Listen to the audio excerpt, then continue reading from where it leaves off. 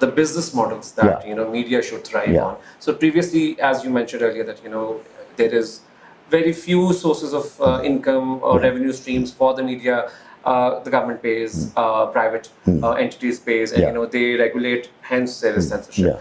So currently, any ratings का तो मेरे ख्याल से ज़माना पुराना हो गया है. अब most of the mainstream channels, broadcast channels are coming to social media. They're all jumping onto the YouTube bandwagon because again YouTube is generating good amount of revenues. Some of the individuals are earning much more than the channels themselves. बिल्कुल. आपको कैसा लगता है कि आज एक channel को survive करने के लिए क्या करना चाहिए? And where is the future? देखिए मैंने कहा ना medium agnostic.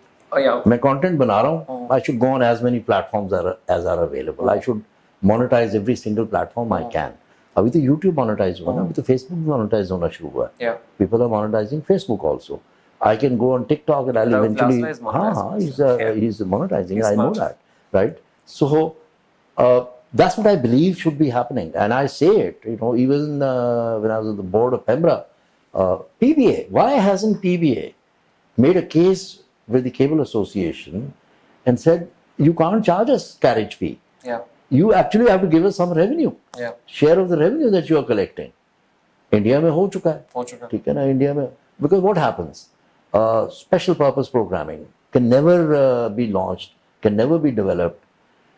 My favorite TV channel in the world is actually Baby TV. It's the most creative thing I've ever seen. Right? It doesn't earn any revenue from advertising, but it's carried in 100 million homes. Its revenue every month is $10 million plus. It is valued at more than $1 billion. Right? In fact, News Corp bought it for a couple of $1 billion.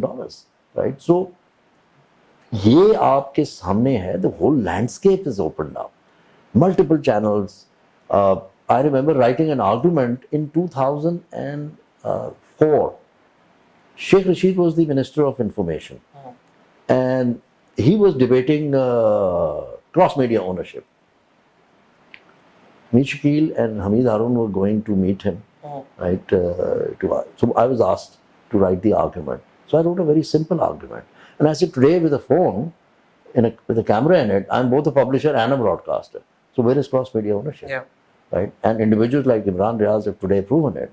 Right? That they are they're as good as any broadcast channel. You don't need these expensive cameras or lights or either huge sets. You just need one camera. If you have good content, if you have sources of information, right?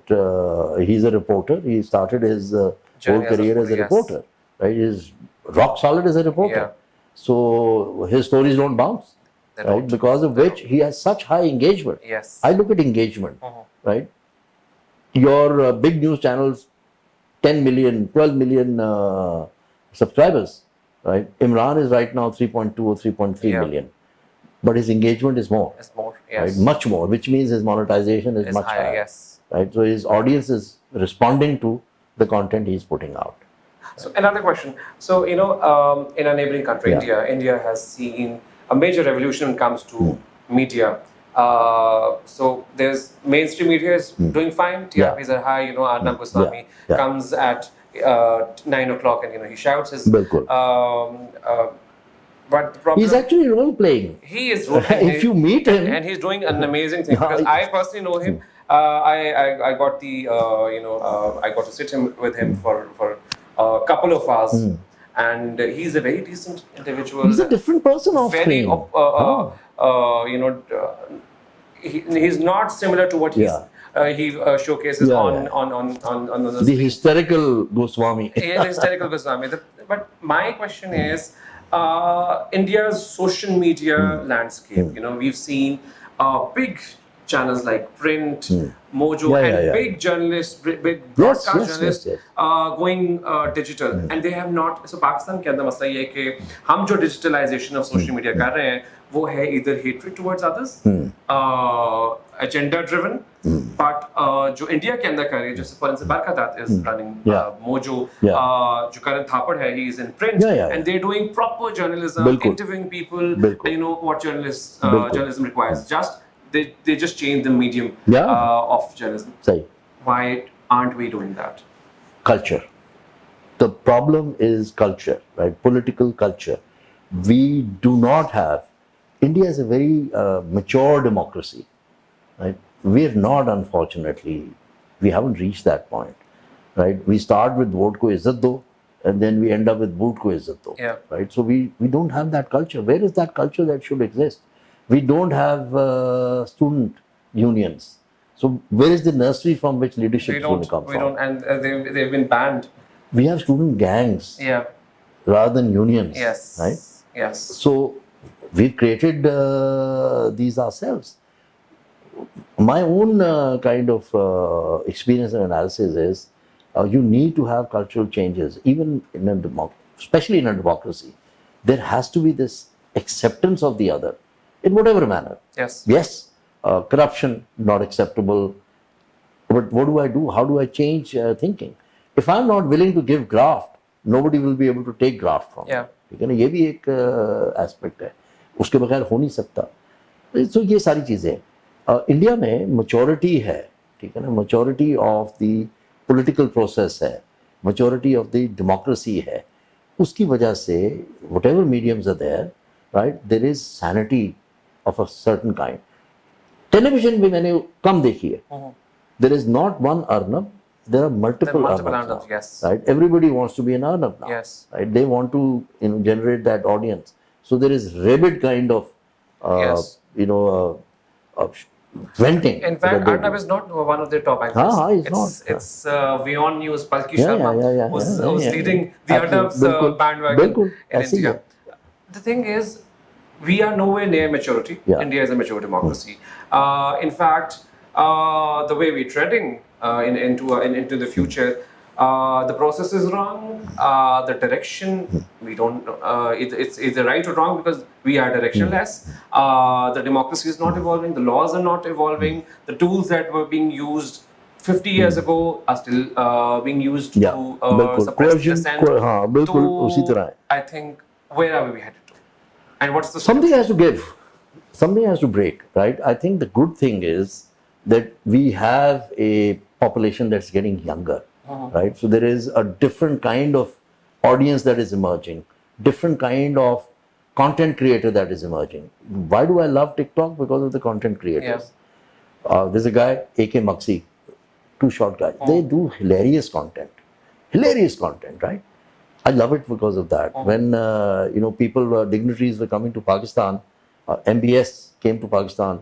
The Prime Minister went to the airport, drove him himself. The stuff I saw on TikTok was unbelievable. Wheelbarrows, donkeys, all kinds of right? Where the kind of ingenuity you see there is not being seen here. So that is there. We need to look at it from that perspective also. Political maturity, local bodies, we don't do it, which means at the grassroots level, you do not have the structure of democracy. Culture तो वहाँ से develop होगा ना, democratic culture वहाँ से develop होगा. वो जब नहीं है तो फिर ये प्रॉब्लम्स हैं. Then there is polarization, right? Media में आप देख लें, you have Geo at one end, you have ARY at the other end. ARY is kind of gone down, so Bhol has stepped up to take that position. But there are two ends, there are polarities, there are two ends of the same spectrum. And then we have Dawn, which has no... we have Dawn, which walks down the middle. So you have that also. So we need to look at it from that. Microblogging, Twitter. Twitter is, I was explaining today, Twitter is an echo chamber, right? So whatever you say to it, it comes back to you. At times amplified, at times distorted. Second, the whole concept of Twittering is actually flocking. So flocking means people with a certain bias will come together, right? So that's the other aspect. And that's what's happening. That's what's happening. And we should not complain about it because it was meant to be designed to be that, right? The birds of a certain kind, of certain species, will flock together, and then they will tweet, they will Twitter, they will communicate, they will engage. Every time you have an engagement on Twitter with anybody, a stranger, I've met some friends. I've made friends on Twitter, and we've met offline. Right? Some of them are really interesting people. Right? We continue to meet, and some I've lost friends on Twitter. On Twitter, yes. Friends turned enemies. Because you have a viewpoint. Hold your viewpoint. Right? You don't need to say, I'm not going to talk to you. Why do that? Yes, if somebody is abusive, I'll say, no, I don't want to hear you. Right? So I'll mute you. Right? If you're too abusive, I'll block you. So I have that option. That's why the options are there, right, to do this. So we need to understand each medium, right? I love Twitter because it's a microblog. It doesn't take too much of my time. I can write something, I can express myself, and if somebody responds to it, well and good. Okay, so since we don't have a counter to censorship, and we don't have a political process, and then we don't have culture developing, so we're grinding into a hard future, and there's uncertainty, and there's no clarity, or we don't head towards a right direction, because again there is directionless in Pakistan. What has happened now, right? Day before yesterday, Fazlur Rahman released a video message. It's a threat. It's a threat. It's a naked threat. It's incitement to violence. Right? You're inciting people against a leader, a popular leader. Right? Where is the law? Where is the application of law in this case? So, since you've brought this up, I feel that, you see, the constitution that was crafted by Bhutto himself, Mr. Bhutto himself, don't you think in today's world, considering we are thinking about things that could not have been imagined back in 1970s, 1960s or 50s, even in 90s or 2000s, don't you think there has to be series of amendments? It is inadequate. It is, exactly. It is inadequate. For instance, if I want to speak about, so again, like we say, if I'm imprisoned, and if my voice to talk about to talk against the action is muzzled, then I don't have the liberty. Then I don't have the right to live. That's one that we're talking about. My right to move around. The Constitution guarantees my right and my freedom to move around within my own country. Right? Why should I be stopped from going anywhere? Why should I be stopped from going from one province to the other? The problem is 1892. I think 1892 and then 1935, right? The India Acts. A large percentage of our constitution is the same. Is the same, right? yes. And now that is a colonial power. A colonial power, exactly. So for them, these set of laws or these set of rights that are enshrined in our constitution, if we read them from Article 8 onwards, those are your fundamental rights, right? They go up to 30, a little beyond. Most of them don't actually exist. Article 10, Shahbaz Gill should not have faced what he faced. Right? He has the right to a fair trial. Right? So that's Article 10. Article 17, 18, Article 14, fundamental rights. My right to association, my right to move. You're threatening the largest party in the country. With being banned. With these age-old laws. With these. For instance, Section 144, my right to mobility, is compromised just because that section is part of the Constitution, which was brought in by the colonials. Absolutely, 144 was a blanket kind of thing, in terms of law and order. So I could technically, most restaurants which have 6 seating tables. You're violating 144 if it's in a position because you're 6 people sitting at a table. Right? Forget about gathering outside. But why? I advocate 144 is made to be broken. Right? It does. Yes, exactly. And these people have broken it. For instance, जब 144 उन्होंने बनाया था, so the movements were there. मतलब वो वहाँ नहीं रहे थे. We witnessed Chori Chora incident when the police station was attacked because the crowd was violating Section 144. Absolutely. So the people of subcontinent have always violated Section 144. Anywhere in the world. If you go to Africa, the same thing will happen. But the problem is, before it used to be against the oppressors and the colonialists. Today, we are doing that against our own elected governments. So the question is, any government in the past, be it People's Party, we see it as a very liberal party.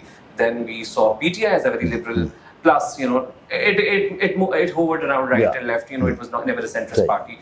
and then again PMN. None of the party have put this clause in their manifesto that we're going to change laws that is going to bring or ensure that there is freedom of expression, freedom of rights, and no entity or no authority would, for instance, Imran Khan साहब के ऊपर दहशतगर्दी का मुकदमा लगा। बिल्कुल। पिछले 20 सालों से you and me have seen what dehshatgardi is.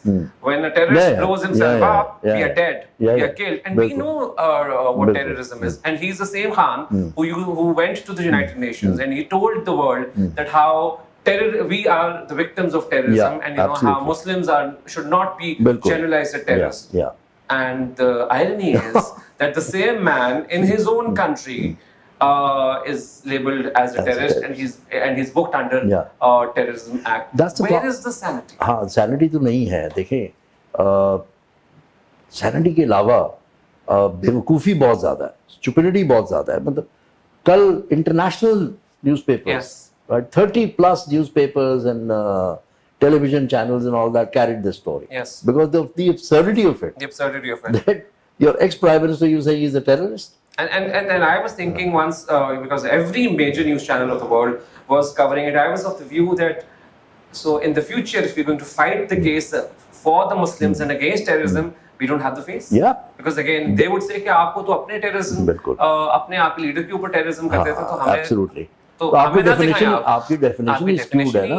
Exactly. देखिए, यही तो problem है कि कैसे ये चीजें हो जाती हैं, ये क्यों हो जाती हैं, ठीक है ना?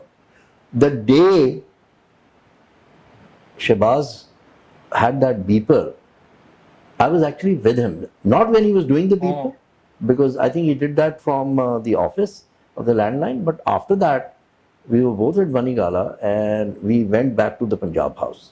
And he said, "Yeah, you ride with me," because he wanted to talk to me. So we went there. We had a meal. He was doing other beepers with the TV also. And there was nothing in his demeanor, nothing in his body language, which even indicated that something like that had happened. Yeah. Right. I've heard that many times over. Right.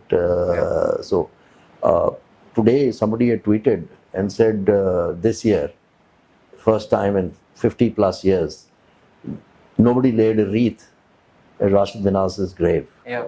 Right. Because suddenly there's a discussion on Rashid Minhas and saying lawful and unlawful order. Yeah. Right. So he refused to carry out an unlawful order. Right. So uspe wo debate ho rahi hai. This debate has been there always, right? Of what's lawful, what's not lawful. I remember the 60s. I know people who refused to carry out certain orders. Right. They are heroes today. Yeah, of course. And even 1977 in Lahore, 2 brigadiers refused to carry out an order to fire on a crowd of Pakistanis who were protesting. PNA movement. Right, and that became a big inflection point. Yes. That became, a major issue that the army had been called out. Zulfikar Bhutto as PM had called out the army.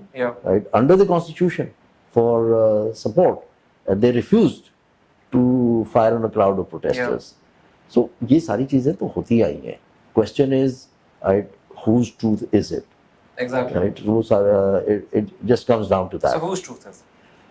It should be the truth of the people of Pakistan as defined in the constitution, right? आज इसी भी बात हो रही थी कि what exactly is the constitution? It is a social contract between the people and the state. And the state. Not the government.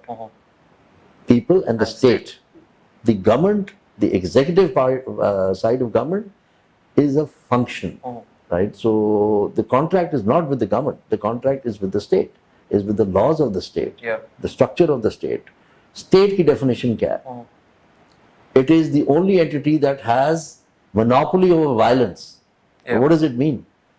Monopoly over violence in this case means I can punish people, right? I have the authority given to me by the laws of the state, by the constitution, that I can actually punish somebody, right? In our case, even the death penalty is part of that violence. Incarcerating somebody, taking away somebody's freedom, is a part of that violence. So the state is the only entity that is authorized to do that. Yes. Governments use the instruments of the state, right, to oppress. Time has and should come when this kind of maturity comes and say, we cannot do this.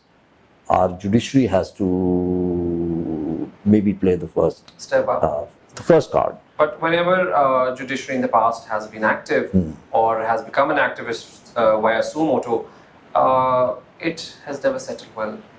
First हम जाके सीधा रुकते हैं supreme court पे. Supreme court appellate court है. असल problem तो आपकी ट्रायल कोर्ट्स में है. ये सारे केसेस तो ट्रायल कोर्ट में जा रहे हैं. एटीसी कोर्ट्स कहाँ बने हुए हैं? ट्रायल कोर्ट्स में बने हुए हैं, नॉट एट द टॉप. वो तो एपलेट कोर्ट्स है, वो तो एक प्रोसेस से वहाँ जाते हैं. वहाँ constitutional issues direct rate jurisdiction से चले जाते हैं. One chief justice comes and he believes in suo motu. Another one comes and he says, no, we shouldn't be doing this. This is judicial activism. We are not supposed to be doing this, right? We need to be mature about it. तो वो एक individual viewpoint बन रहा है. जबकि constitution आपका तो allow कर रहा है, 183 जो है वो आपको अलाउ करता है उसमें suo motu कि किस वक्त अप्लाई होता है, किस चीज़ पे अप्लाई होता है, क्यों. And considering judicial activism has been very much practiced in India now and in the US as well, because recently the abortion rights have been, the change. Roe versus Wade. The change in the laws. So judicial activism has been there, and it's the pace is growing in these mature democracies. But when it comes to Pakistan, we think of it as a very vile action from an entity, because again, the executive feels its authority is compromised, and the security aspect of it also feels. Let me share something with you. Zulfikar Ali Bhutto, 7 amendments, right, in his period. First was recognition of Bangladesh. Second was declaring a sect as non-Muslims. Next 5 amendments were all to curb the power of the judges. 5 amendments to curb the power of the judges. Look at all your amendments, right, and see how many of them are there to protect the rights of people, and how many have been how many amendments have been made to strengthen the government in power. Right. So it tells you the intention. जब मैं political majority की बात करता हूँ, वो नहीं उस वक्त सोचते कि भी इसकी implication क्या होगी. I think amendment 14th amendment, right, was almost monarchy, right, the powers of a monarchy. आज वो मुसीबत पड़ी हुई है, right. 18th amendment, I remember Afra Syab Khatak, right, one of the friends who blocked me on Twitter, right, because I asked him this question. 62 1F, yes, Article 62. I asked him, why didn't you amend this when you were in power, right? When you were writing the 18th amendment, it was again a consensus document. The amendment was by full consensus. So he admitted. He said, Fazlur Rahman, right, he didn't want that out. He wanted that in. He wanted this whole concept of Sadiq and Amin to be there. तो बोल क्यों रहे हो? ठीक है ना? ये आप तो बहुत लिबरल हैं, ठीक है ना? आपने तो डेमोक्रेसी का पूरा जो है ना झंडा उठाया हुआ है. रज़ा Rabbani every second time in the Senate he sheds tears. Right? Why are you there? You should have resigned your Senate seat and said, I'm not going to be party to this. Right? I'm not going to be party to this amendment. I'm not going to be a party to special courts. I'm not going to be a party to any extensions for anybody. ठीक है? तो उस वक्त आपको नहीं हो, उस वक्त आप वो आंसू बहा देते हैं और कहते हैं अपने आप को डेमोक्रेट, ठीक है ना? मैं तो नहीं मानता, ठीक है ना? I have no respect for that kind of morality which is situational. कि मैं जब चाहूँ मैं डेमोक्रेट हो जाऊँ, मैं जब चाहूँ मैं पार्टी का जो है ना वो एक कॉग बन जाऊँ कि जी मेरा तो हाथ में है ही नहीं. नहीं भैया, आपके हाथ में है, resign and go home and से मुझे नहीं चाहिए. ये ना आपको तो देन है ना. The senate seat is a gift. You've not fought it in in public. In the general election. हाँ, the general election तो नहीं है, direct वो तो नहीं है. Through the electoral college आपको वहाँ भेजा गया. तो आप करें रिजाइन, आप घर जाएं, कहिए मुझे नहीं, I can't be party to this. I can't be a signatory to this. नहीं, वो नहीं करना.